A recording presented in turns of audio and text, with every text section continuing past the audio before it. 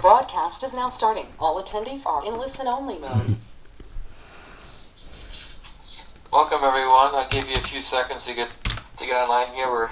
We're just dealing with a few issues, and we'll be starting the broadcast, the session, in just a moment. Thank you.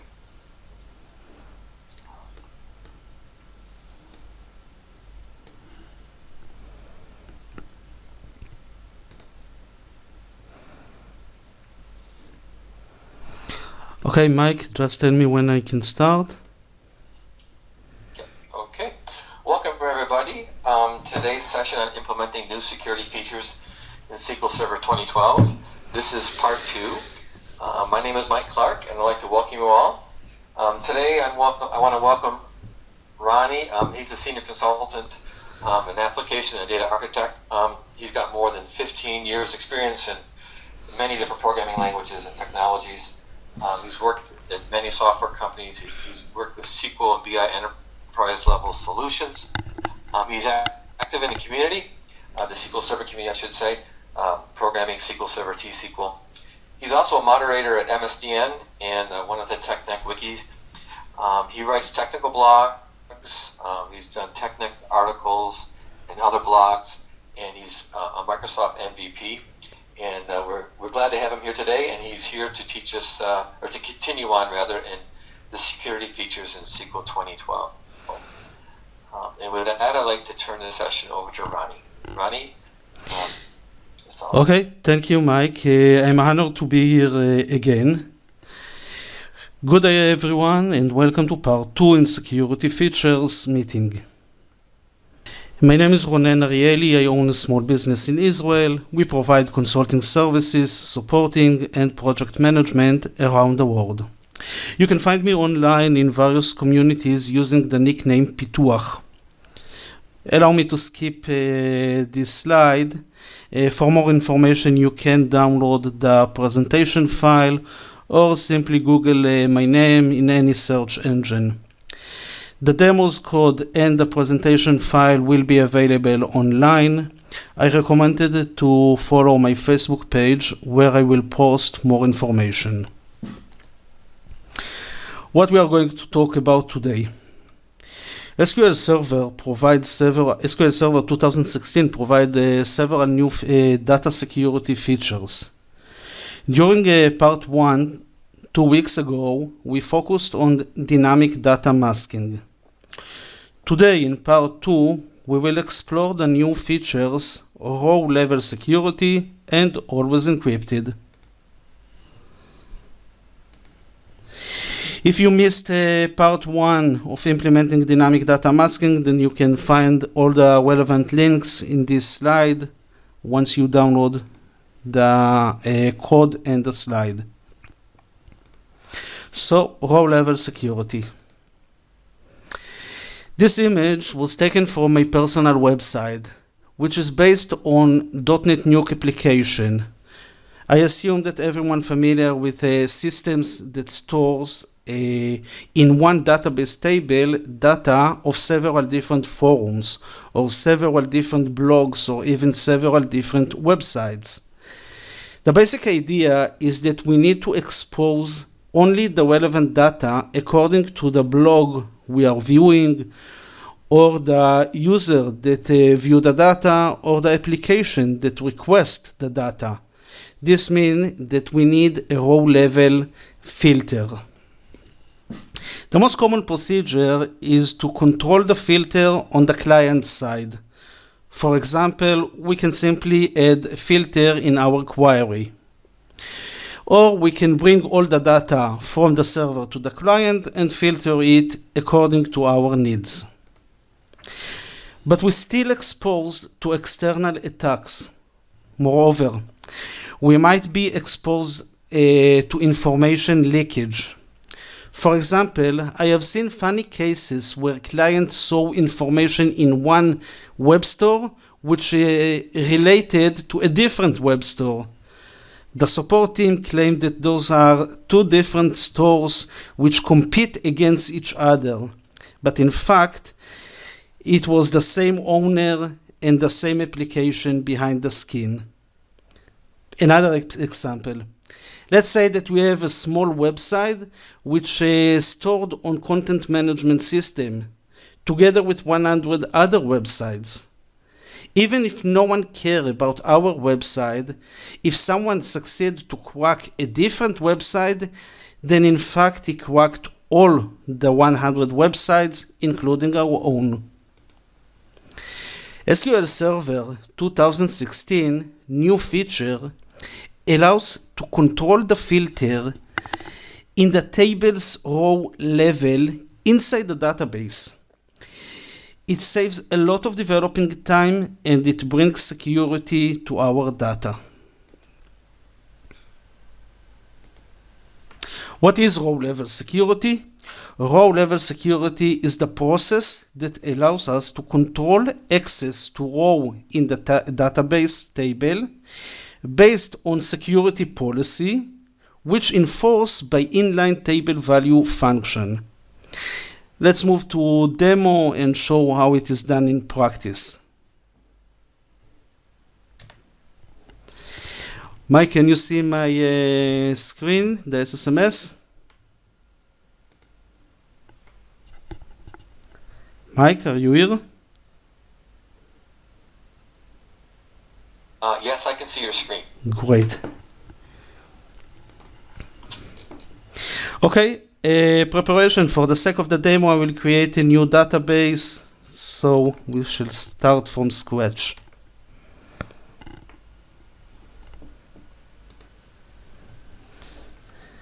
I will create a very simple table which includes 3 rows, and I will fill it with some data.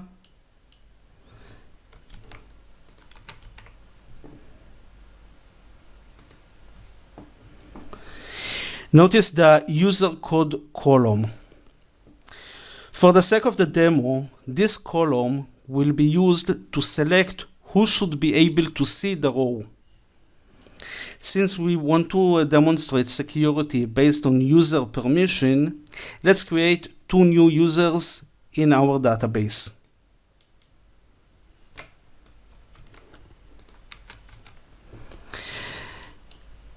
I will create simple users without login. I will give them permission, select, insert, delete, update on the table, and I will give them permission to watch execution plan. So if we will have time, I will show you some internal stuff.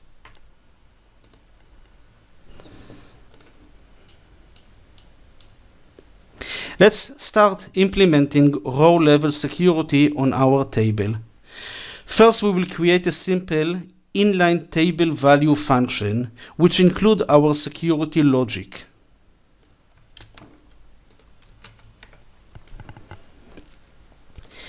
The function select a single row and filter it using simple where condition. The where condition include the actual logic that we want to implement. In this case, we return the row only if the input value is the same as my username, or if my username is DBO, for example, if I am sysadmin.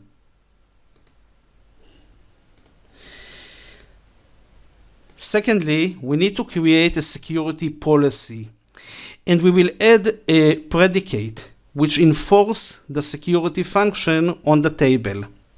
A predicate is a condition that defines row level access to the rows.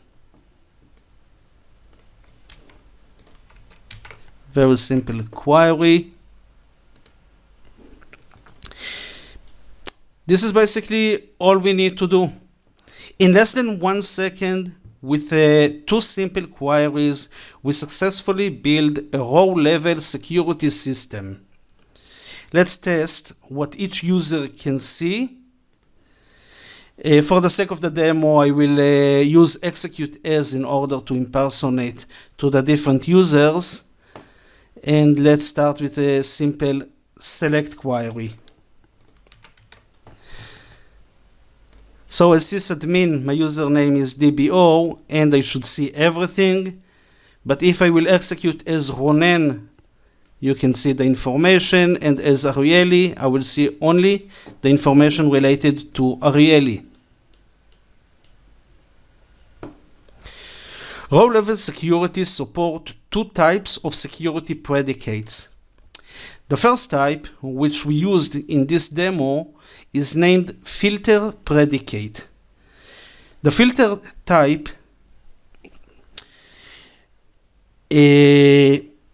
works silently on read operation, which means that it influences select, update, and delete. As the documentation said, there is no indication to the application that rows have been filtered. Well, this is not accurate, as I will show you in a minute. Filter predicate will not prevent insert, regardless of whatever or not the data violate the filter. Let's see a simple insert. For example, as you can see, I'm using the user Arieli, but I'm trying to insert data which include Ronen in the first column. This is against the predicate. The user Arieli can see only his rows, but behind the skin, this row was successfully inserted. The second predicate, which we can use, named block predicate. Block predicate is optional, and it explicitly blocks write operation that violate the predicate. It will be influence after insert, after update, before delete. Operation that violate block predicate will fail with an error. Let's add a block predicate to our table and test the same insert.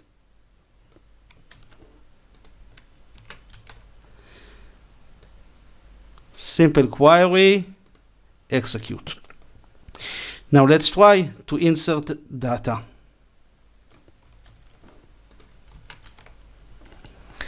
First, I will try to insert data as Arieli, which is okay. You can see that it's fit the predicate. The row was inserted successfully. Second query, I will try to insert the same query as before. Arieli will try to insert value for Ronen, and this time an error raised. By the way, we try to insert a single row, but we get a message 3 rows affected. Can anyone guess why? I might come to this later on if we will have time. But in short, this is the number of rows that the security function allows us to use.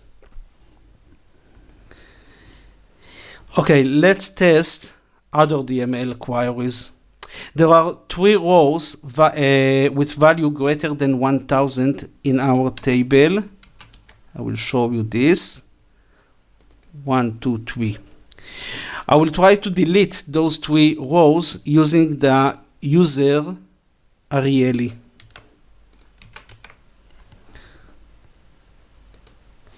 As we can see, the user Arieli could only delete his rows. We still have the one that was belonged to Ronen, even though that he inserted this row. Same with update. The user can only update his own rows. I will try to update everything with this value, and its affect only Arieli row. And we already saw that we cannot insert data that violate block predicate, but we can insert data that violate the filter predicate. Mike, I cannot follow question. I see only my presentation, so this is a good time. If there are any questions, can you inform me? Yeah, Yofi. So, yeah, there is one question. The question is, does this row-level security work with Windows Group's login or just SQL Server level logins? It's not related to the login. My security function use the logic that I check what is the username.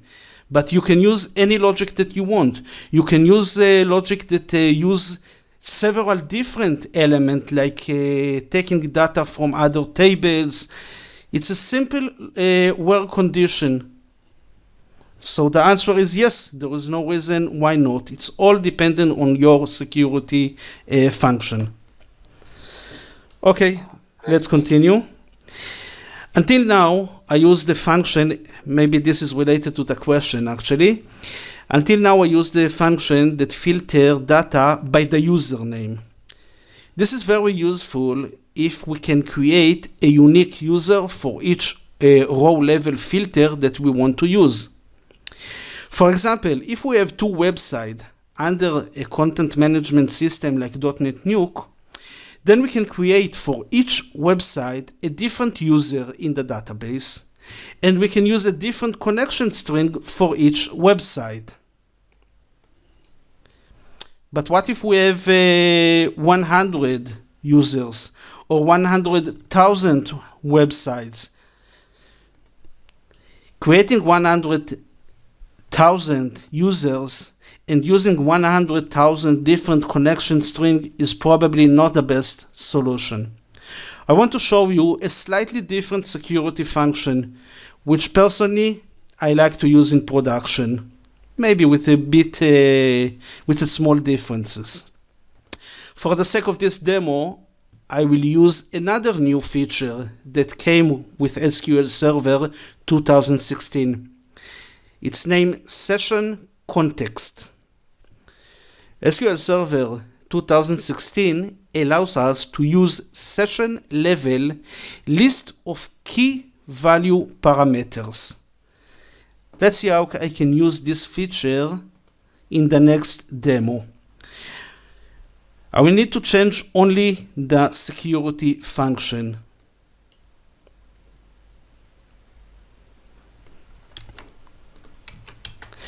Since I need to change the security function, I need to remove the security policy as well first. This is my new security function, and here I'm using a different logic. Now I'm checking if the input equivalent to the value of the session context with the key username. If it is, it's okay. And I give another option. If the session context of username is all, then it will be okay as well. So let's implement the new function. And we enforce the function using the security policy. As a start point, let's check what will happen if I'm using now the option, the value, all. This is the way that we work with the session context and configure values for keys.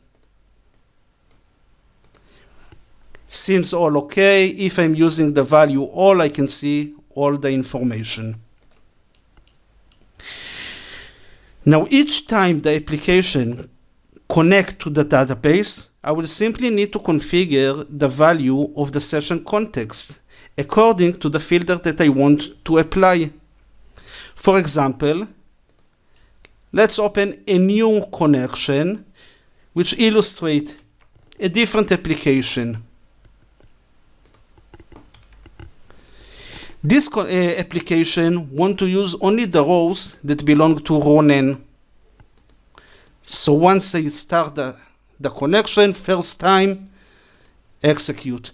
And now, every time that I will use this session, I will use the predicate that filter the data only for row n.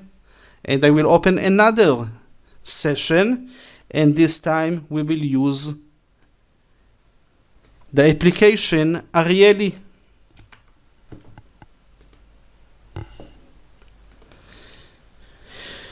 Okay, I think it's a good time to take the lecture to the next level.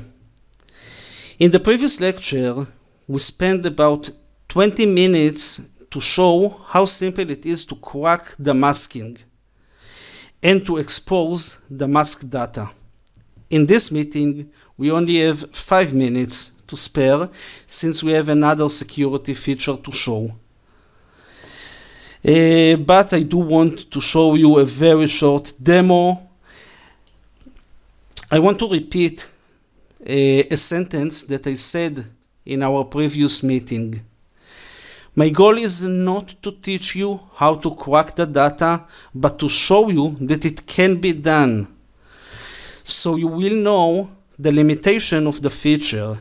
You should know the potential problem in order to be able to get the best decision. This should help you to avoid the issues when you design your solution. And once I said that, let's go to the next step. For the next demo, I will use the session of Ronen. And I will try to get values from the user Ariely. My first goal is to expose an integer value of the column my value, simply because this is the simplest case.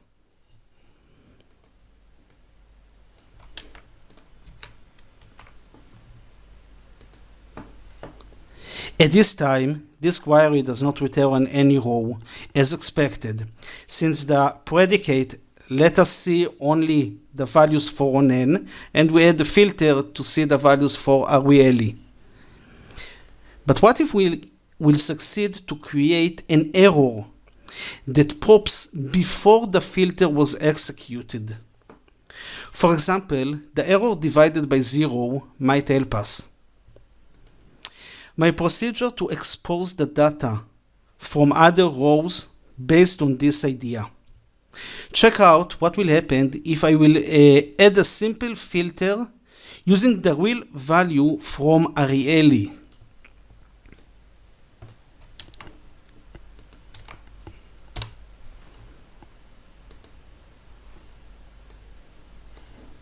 Since my value for Ariely is really equal this value, I'm getting an error divided by 0, error encounter. Therefore, I can simply create a loop on all possible values, and once I will get to the real value, the query has an error. All I need to do is to change this 1, 2, 3, and so on. Let's see a simple solution using a while loop.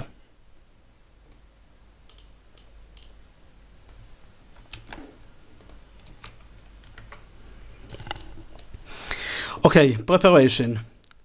To make it work faster, I will use setNoCount, and I will use a simple temporary table, and simply drop all the information, the blank information, to this table. I will go over the values between those two. In real life, I don't know what is the real value, so I need to do a loop between 1 and whatever can be the biggest value. But for the sake of the demo, I know that the value is somewhere between those two numbers, and I want to make it faster. So this is a simple loop that's going over all those values. You remember the query which I use that raise an error. If I get the real value, I will put the query in a try catch block. So the loop will not stop. I can run all the loop, and every time that there is an error, this is what interesting me. I will put the information in a table, or in this case, I will simply print the correct information. Let's execute. Voila, correct. The value is 555. By the way, this security breach is documented. There isn't any example, but the basic idea is well documented in the book online. How much time we have? Okay, cracking a string can be done. It's a bit more complex, but we can use a simple convert. And using the function ASCII, we basically take the character and convert it to an integer. This way I can use the exactly same procedure in order to expose string. Let me show you this in practice.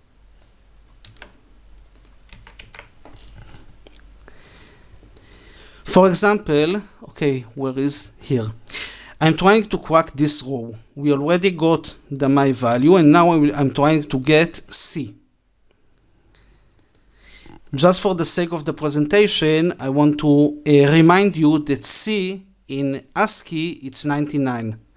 So I know that I want to find the number 99. I'm using exactly the same procedure as before. The only difference is that in the calculation, I'm using the ASCII result.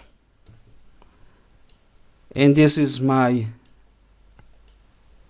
solution, including the loop. Very simple, cracked. The value is C. Using this procedure, I can expose any type of data. Integer, we already showed, this is the basic idea. String, you can see, using ASCII, I can convert string to numbers. Date, date time, very simple. I can use the function dateDiff in order to get numbers value from the date. So basically, I can expose any type. And we have some minutes to spare. I want to show you some more stuff. I have a couple of questions here. Is now Yeah. a good time for those? Yeah, it's great time. Okay. One of the questions is, does this work on views? Can we use row level security on views? I think the documentation say that it is, if I'm not mistaken, but I didn't try it. So my answer is I need to check it. I don't find a reason to use it on view, and the people that have been in my previous lecture should know why, because if I'm using view, I will probably use my own security layer, and I will not use this feature. This is the reason that I didn't try to implement it. The basic idea, I show it in the last meeting, is simply to create views and function and never give the user the permission to use the original table. This way, I'm creating my own security layer, which include all the logics that I want to do, including dynamic data masking and row level security. Okay, but we are now using the built-in feature. Any more question? Yeah, one more for now. Is it possible when you're using row level security to show, there's 10 columns in a row, you want to hide 2 of them unless someone belongs to a specific row? I didn't understand the question. You can hide as many rows as you want. Okay, I think that's the answer. Yeah. So basically, like, you could mask a couple columns that don't show up unless you belong to a specific row. Not mask. We are talking about row level security, not mask. The question was about masking or row level security. It is row level security. Okay, actually the answer is Row level security. the answer is the same for both. you can mask and you can use row level security. Row level security is row level, it's not column level. This is why I think that there was a mistake about the question. If we are talking about masking, this is a column level feature. Okay, so row we can. Yes. So I think I understand the question. So the question is if you're using row level security, can you show part of a row or do you show all of the row? No. All. This is the row level security. All or nothing. Right. That's a question. Right? Okay. I think that's the question they're asking. Right? Let's continue. You either show the row or you don't show the row. Yes. Exactly. Let's continue. Yeah, that's the question. You can notice that the execution plan. Okay, I want to show you some more advanced. Now I have 1 minute to spare. First, let me see the execution plan when we are using the built-in row level security. I want to use Ariely session and open execution plan. Execute. Check this. You can notice that the execution plan include filter. Saying that this feature is transparent to the client is, let's say, not accurate. I want to be polite. For the sake of the next demo, I will use new table with the exact same structure as previous table, and I will fill it with the same values, and I will give the users permission. Let me start.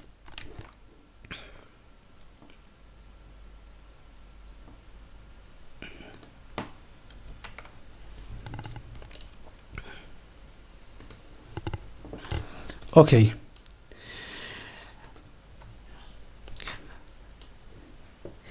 I created the same security. I will create the same security function, but I will not enforce the function on the table, which means I'm not using row level security.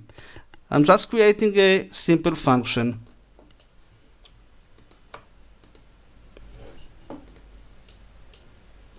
Of course, I need to grant permission on the function. Great. Let's execute a simple cross-apply query for the discussion.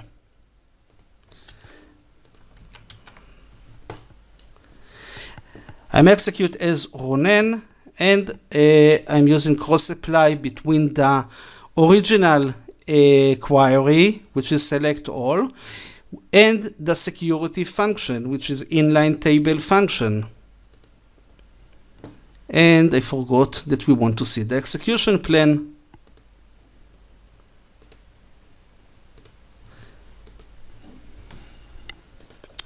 It seems like behind the skin, when we are using row level security, the server execute a query that behave like cross-apply between our original query and the security query. This is a very important point to understand. For example, I don't have time. I will just run over it. Performance. Row level security does cost performance. The documentation say it does not. Using simple direct filter in the query, in most cases, should have much better performance than using row level security. I mean, if we want simply here to add where column name equal some value, and this query will execute much better than using the row level security, which is actually give us the same permission as using cross apply.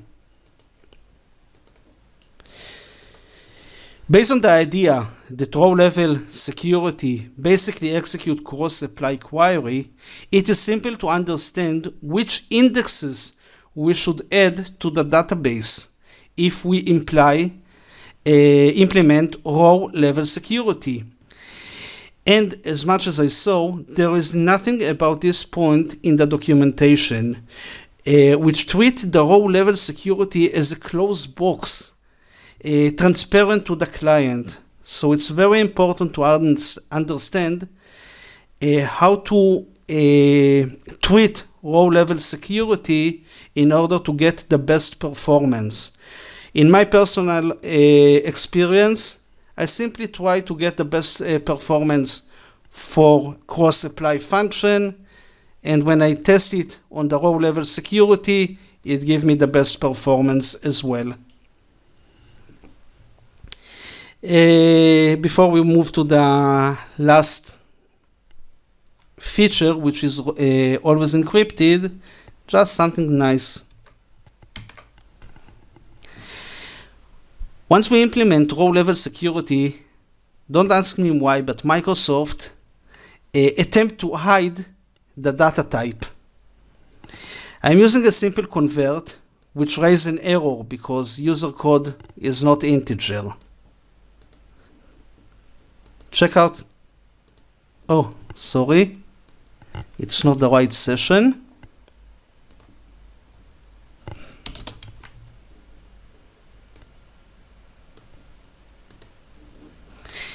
Check out the error.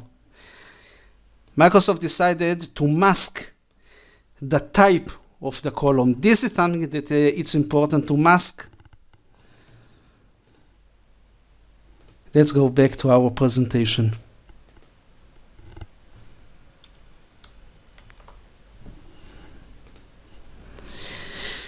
Always encrypted.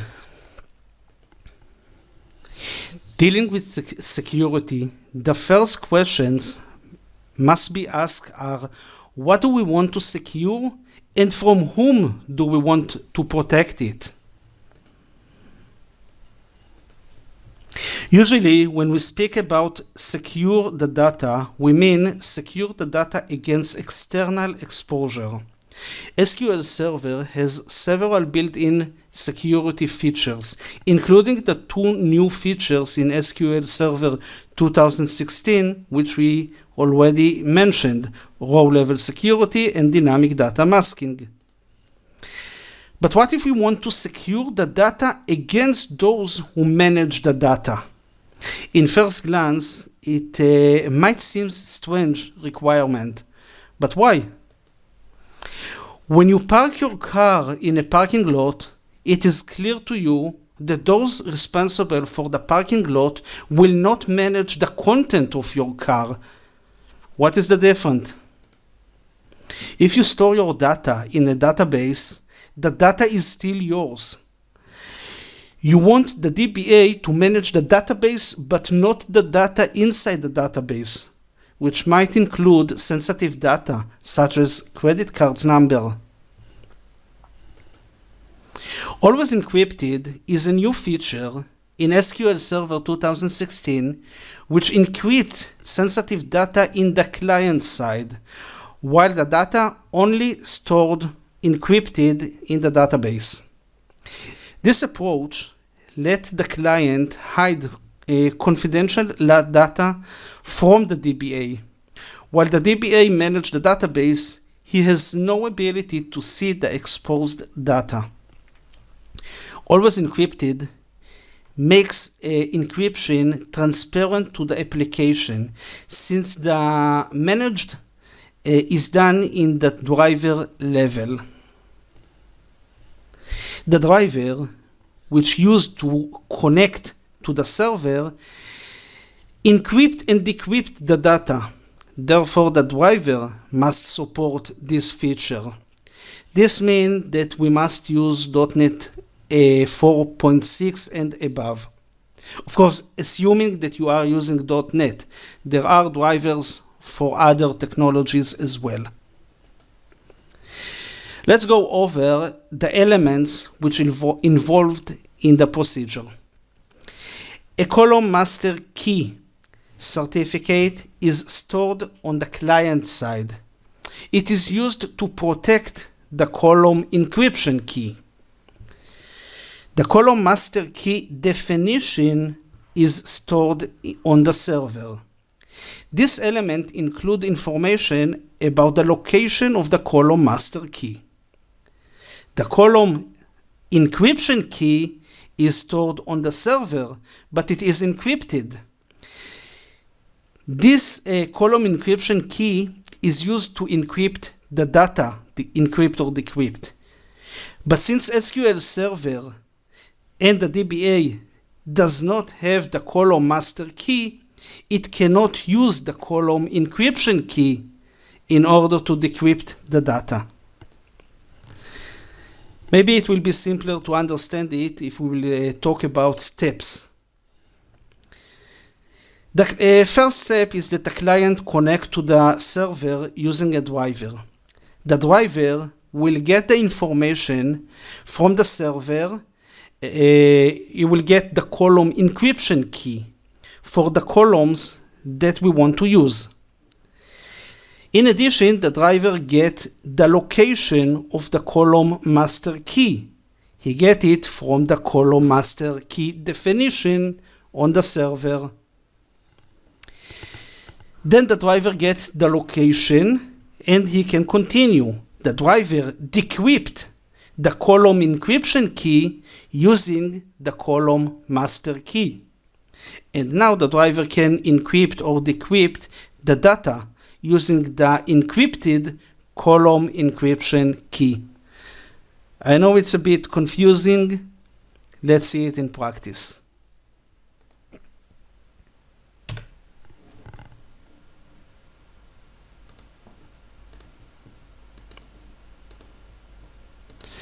Okay, for the sake of the demo, I will connect a remote server.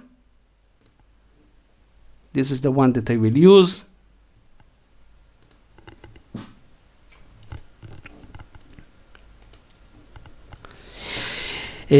Probably you noticed that I'm using a Windows operation system on my machine, but I connected to a remote server on Linux operating system. And if you don't believe me, you can see that I'm using Ubuntu. It is very important to understand what is done in the client side and what is done on the server side. This is why I chose to actually demonstrate using a remote server. For the sake of the demo, I will create a new database as always.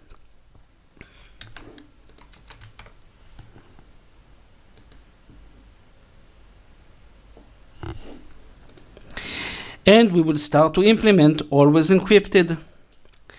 Step 1 in implementing Always Encrypted is to create column master key definition. It is best to use the SSMS GUI for this task.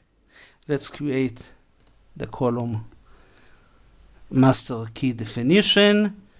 We need to find the database. Go to security, Always Encrypted, and here. The name is very confusing in the SSMS in my opinion, since this is not a list of column master keys, but a list of column master key definitions. It is highly important to remember the column master key certificate created locally and not on the remote server. Let's open MMC Windows on my laptop and we will compare the SSMS information to the local MMC Windows.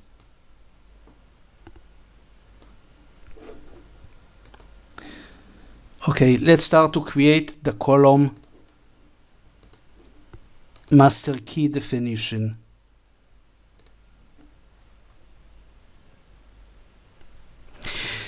As you can see, we have several options to choose where to store our column master key. I can use local current user, I can use local machine, and I can use Azure or third-party store certificate. Check this information and compare it to what I have in my machine. This is the information from my local machine. This is not related to anything in the SQL server. Those are the two, and here to pure view, I will delete this one. And let's refresh this, and it's gone. Same if I will go to this one, it's local machine. You can find it here in the local certificated under local computer, and you can see that we see the exact same information.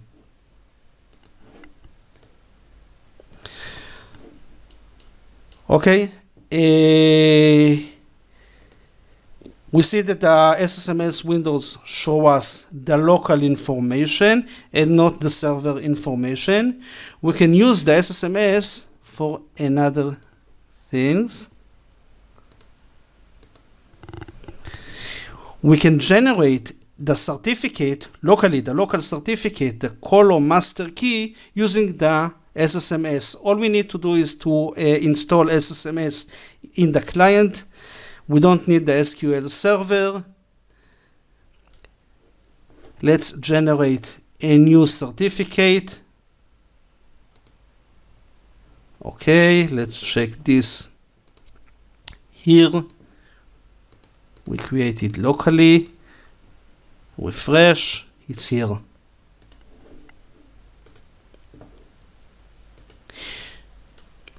When we create a new certificate, which this is the column master key, or when we use an existing certificate, notice the column thumbprint. I will come back to this value later on. Remember this. Finding the certificate thumbprint we can do in the MMC windows if we need. All we need to do is to double click this, go to details, and somewhere here thumbprint. The value that SQL Server use is the same value but without the blank spaces. Copy this and you have the value.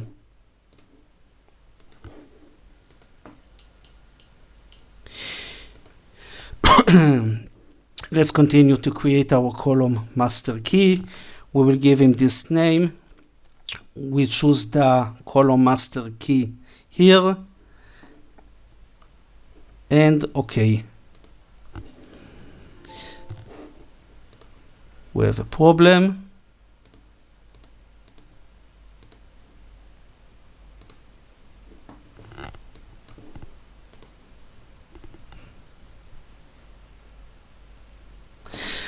The column master key definition is created on the server, and this is what we see here.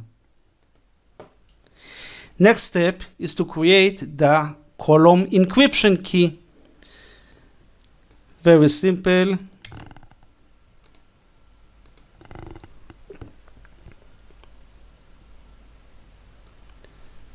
Everything is remote server, so it takes some time.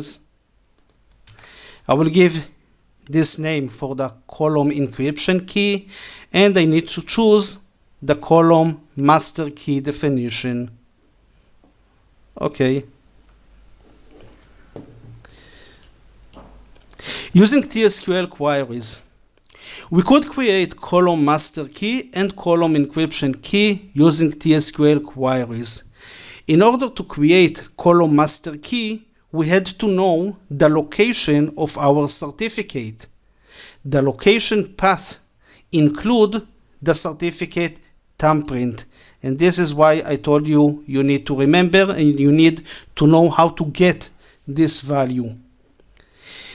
Let's see a simple query to create the column master key definition. I'm lazy, I will use the SSMS tool.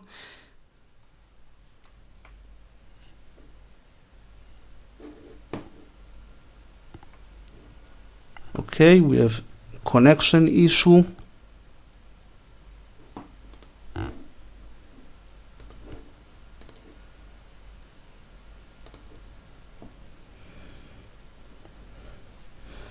Can you hear me? Mike, are you there? Yes, I can. Okay. Yes, I can. Yes. I just need to clarify that the issue is not with my internet. Okay, I successfully connected to the server, and this is the query that used to create the column master key definition. As you can see, this is why I need to know what is the thumbprint. This is basically only the location of the real column master key.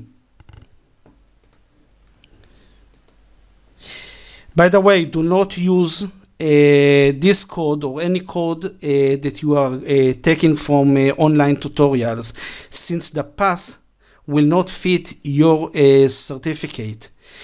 This is a very common mistake which I see people ask in the forums.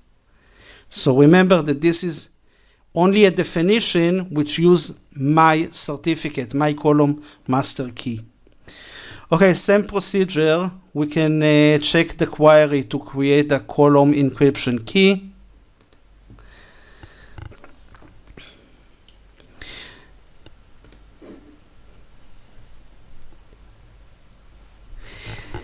You can notice that the value of the column encryption key is encrypted. This was encrypted in the client side using the column master key. Okay, time to implement always encrypted. We don't have time. We will create a new table and insert some data.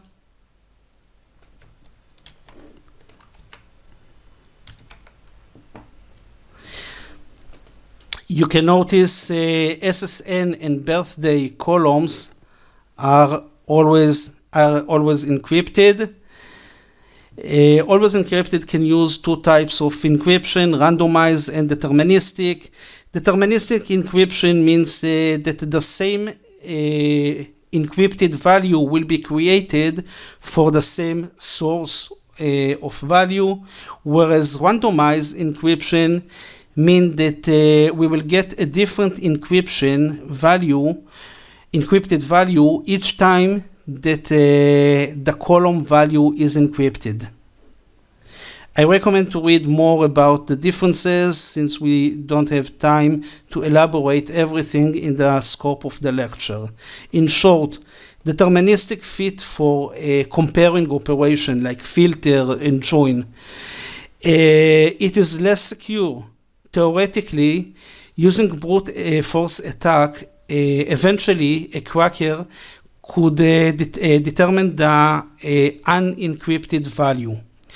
Randomized, on the other hand, it is much more secure, but it can used only for display purpose. Important to remember that if we are using always encrypted on string columns, then we must use bin2 collect as we have done here. Okay, let's create a table. Great. Now let's create a simple stored procedure to insert data.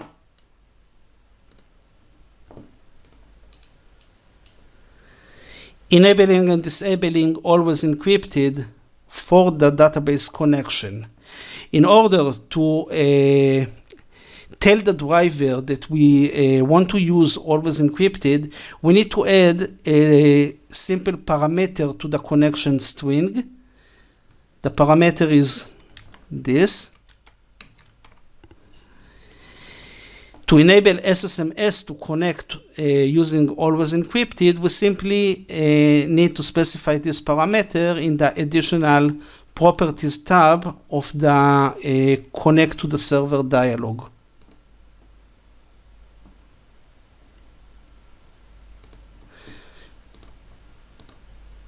We need to add it here.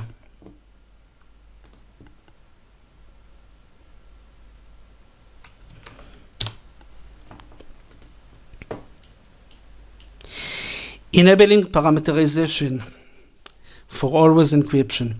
Parameterization for always encrypted is a new feature in SQL Server Management Studio. Not SQL Server, this is a client tool.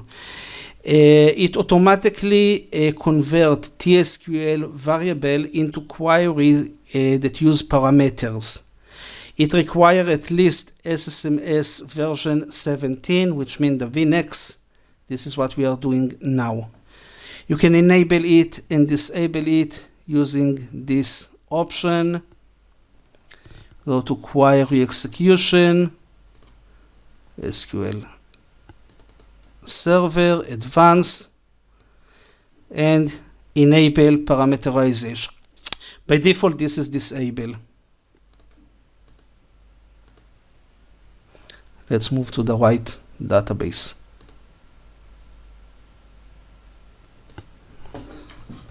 Playtime. Let's play with some common action, show some common mistakes, and give some tips. I will start with inserting simple row without any encrypted data. Okay. Now let's try to insert data to encrypted column. For example, I will insert data to the SSN. Oops, problem. Here we come to the new parameterization feature. If I will execute the query in a bit different way, SSMS will be able to change the query using parameterization. Let's use this query instead. And you can see the blue line. SSMS already recognized that he can use parameterization. If I put the mouse on it, I get the information, and this is the real information that the SSMS will send to the server. And using this format, the query will execute well.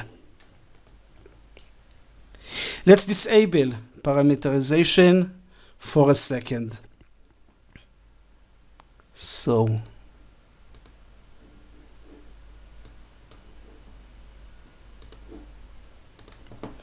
And I will open a new Windows.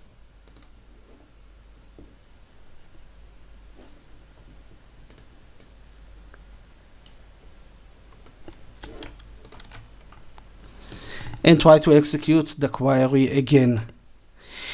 This is something that we see only on the new SSMS version. The SSMS recognizes that our query can be used with parameterization, and he asks us, do you want to enable it or not? I will enable it.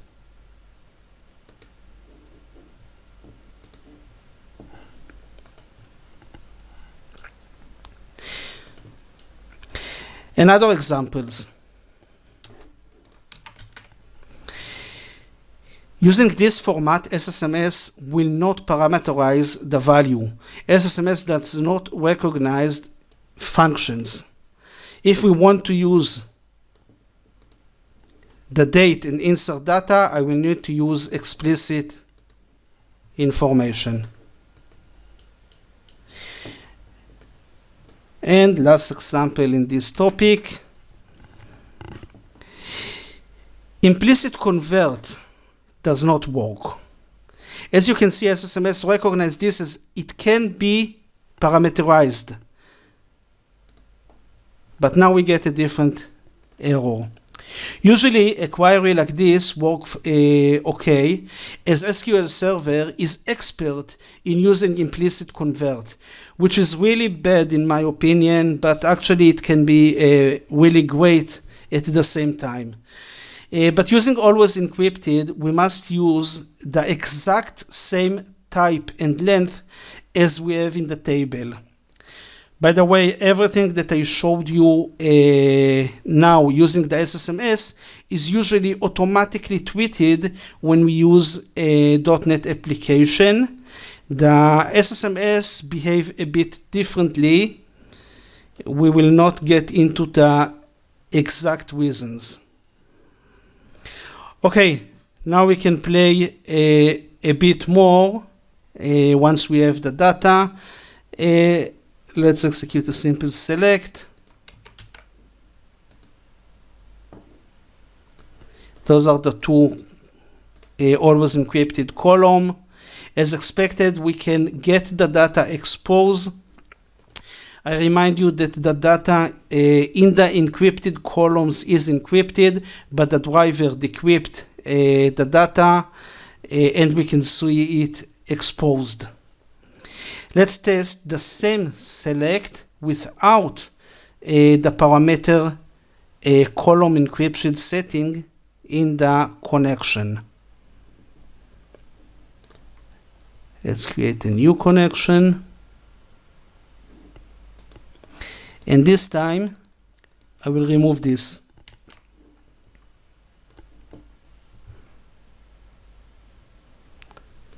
Moving to the right database. Execute. Seems okay. Let's see the encrypted, always encrypted columns. Now we can see the data as it is actually in the database. Since we didn't say to the driver we are using always encrypted, we got a simple query that returns the original data. So always remember to use the new parameter in your connection string if you want to manipulate the data or see the real exposed data. The target audience of this meeting today are DBAs and not programmers. But I do want to show a simple full demo of using C# application without going over the code, just in order to show you how it feels. You can download everything that I show you here. You will be able to download. Don't worry, this is not a real production. You can use the password if you want and try to connect the server. 1 second after I will finish this lecture, I will delete all the virtual machine. But this is a simple connection string, nothing related to always encrypted. All the difference that we need to do is adding one parameter as we show in the SSMS. This is the way we do it in C#. And now I can execute the application.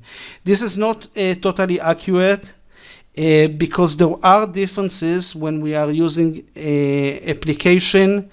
Since I remind you about implicit convert, and usually our application is not designed to use always encrypted, and most of us, if not all of us, working with implicit convert. So if the code is perfectly written, all what you need to do is to add this parameter. And this is the simple application. Let's see the data. This is the data that we inserted during this test, and we can do whatever we want with the data.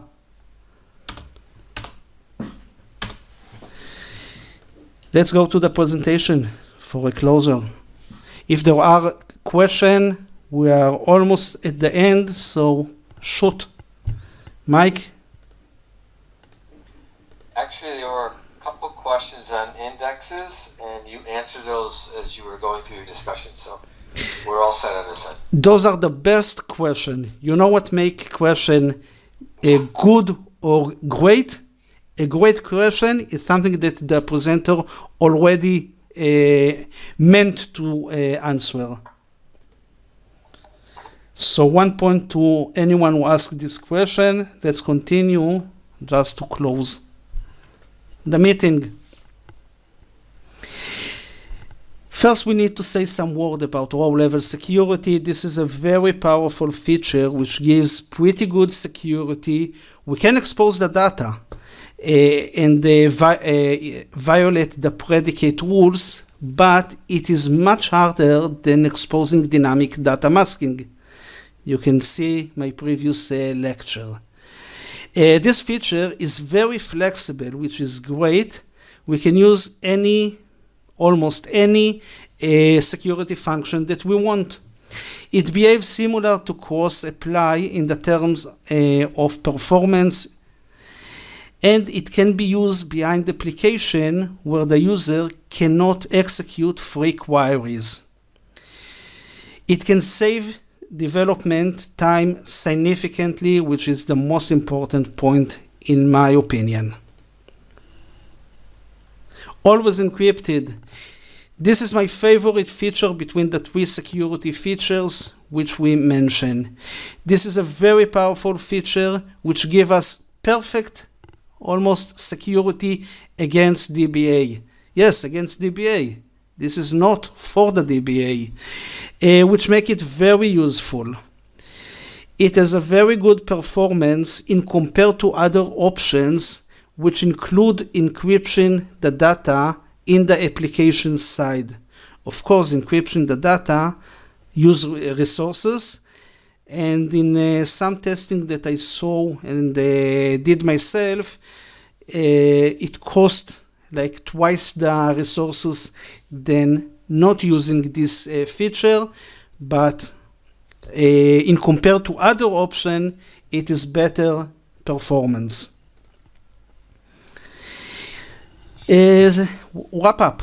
In part 1 of new security features in SQL Server 2016, we explore the feature dynamic data masking, and I show you an example of implementing dynamic data masking without the new feature using the security layer. In this meeting, we discussed two other security features, row-level security and always encrypted. You can download the demo code and the presentation file from the link that you see here. I will upload them in several days. It is not there yet, but the link is alive. Thank you all for coming to the meeting. I hope you enjoyed the meeting. I know I did. I will stay online for a while. If there are any more questions or discussion, please feel free to ask. If Mike have time, I can stay here for a while. I will try to post a blog in the next few days with some more information, and I will answer all the questions which we did not have time to answer. So thanks again. And Mike, if there are any questions, please inform me and I can still be here. Okay. Thank you, Ronan, for a great part 2 to the part 1. That was really great. And so between these two sessions, we have a really good understanding of the new security features in 2016. Those of us who are looking forward to upgrading to that version have some new options, and it's a great presentation here, great content, great demos, and so forth. Thank you very much for the time. And with that, I want to, we will wrap up. Looks like there are no additional questions coming in at this point, but I want to thank everyone for coming today, and thank you again, Ronan, for a great presentation. Thank you. If you don't have time and we need to close the meeting, so please send me the log question, and I will try to answer everything. If you have time, I can answer some of them right now. Okay, thank you very much. We will forward all the questions to you, so you can have those for future reference, and then also if you want to blog to those. Great. Thank you, Mike, and thank you all for coming. Okay. Bye-bye.